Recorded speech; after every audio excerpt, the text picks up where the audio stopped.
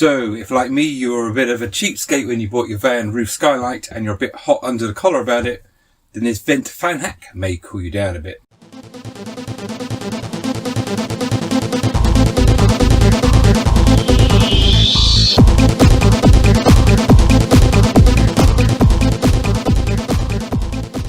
Okay, so if like me you're a bit of a cheapskate and didn't spend 300 to 350 quid on one of these bad boys, which is the Rolls Royce of Skylight fans, the Max Air fan, it's remote control, it's got a fan going in and out, you can have it set so you can have it open when it's raining. I bought just a simple Fiamma vent, 400mm square. It was about 60 quid, so a hell of a lot cheaper. But you know what? I wish I'd had a fan sometimes, because I cook smelly food sometimes, and then in the summer it's nice to have some air coming in. So this hack solved this problem for me, and it might be of use to you. Basically what I did is I fitted a car radiator fan into the aperture for the vent, and it's done a really good job. The beauty of those car radiator fans is they go both ways. I didn't know that. You swap the polarity and they'll go both ways. So with a selector switch you can get it go into forward or reverse. In other words, sucking air out of the van if you've been doing some smelly cooking, or bringing fresh air in. So what do you need? Mine cost about 13 quid off of eBay. It's a 7-inch fan. You're also going to need a way to control the speed. You just can't do it with a variable resistor. You've got to have what's called a pulse width modulation circuit, PWM. They're about sort of 4 to 5 quid off eBay. But I wanted ones with numbers on so I could see the percentage of speed. That was about 7 or 8 quid. Was not big money. And what I'll do is at the end of this video I'll put a schematic diagram showing how to wire it up, and just enough information that you can do your searches.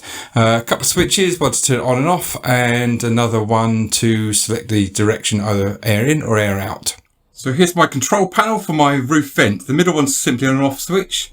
The right one's a selector switch to put the air going out or put the air coming in.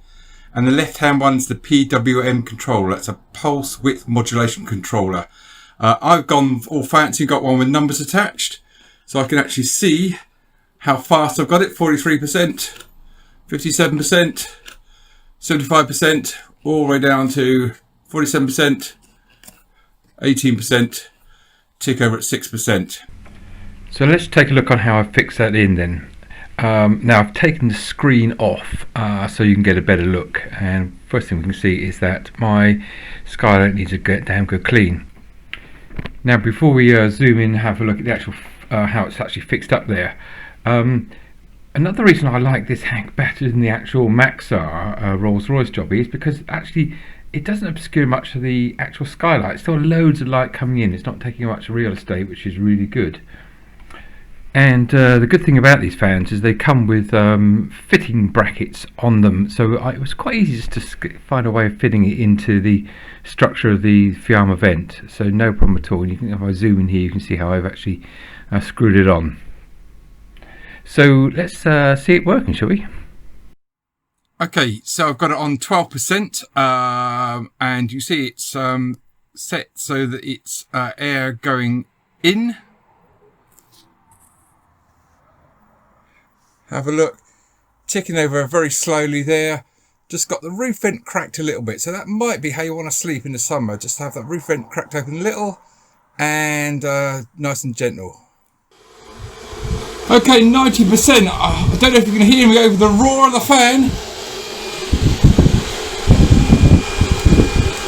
That's like a tornado coming in now. Both signs flapping away there.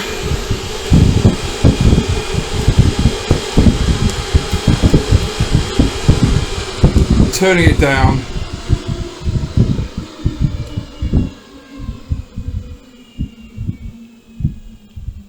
And this is another reason I like this hack better than the Rolls Royce Maxar. You can get a lot more air transfer. It's a great hack. Okay, just a little bit more about these radiator fans in. The cheapest chip on eBay. Mine was a 7-inch. And you'll see on the label here it says 80 watts, which is about 6.5 amps at 12 volts, isn't it? When I was first playing with this hack on the bench, I had a 5 amp PWM controller, and sure enough it was struggling to start. I could get it going back to start very slowly and work my way up. And in fact, I think the surge start ampage on these fans is more like sort of 7 or 8 amps. So make sure you get plenty of capacity in your PWM controller. Mine's a 12 amp, so there's loads of capacity there. I mean, they are cheap, so don't skimp on that one. So there you go. I mean, really, it's a really good hack. I'm just so glad I didn't rip my Fiamma out and buy an expensive Max Air, because actually I think this is a better solution for me. So what I'll do is at the end of the vid, after these obligatory like and subscribe page, I've got a rough schematic diagram to show you what the whole thing looks like, but you've probably worked it out. And if you have a go, I hope it works for you. Catch you later.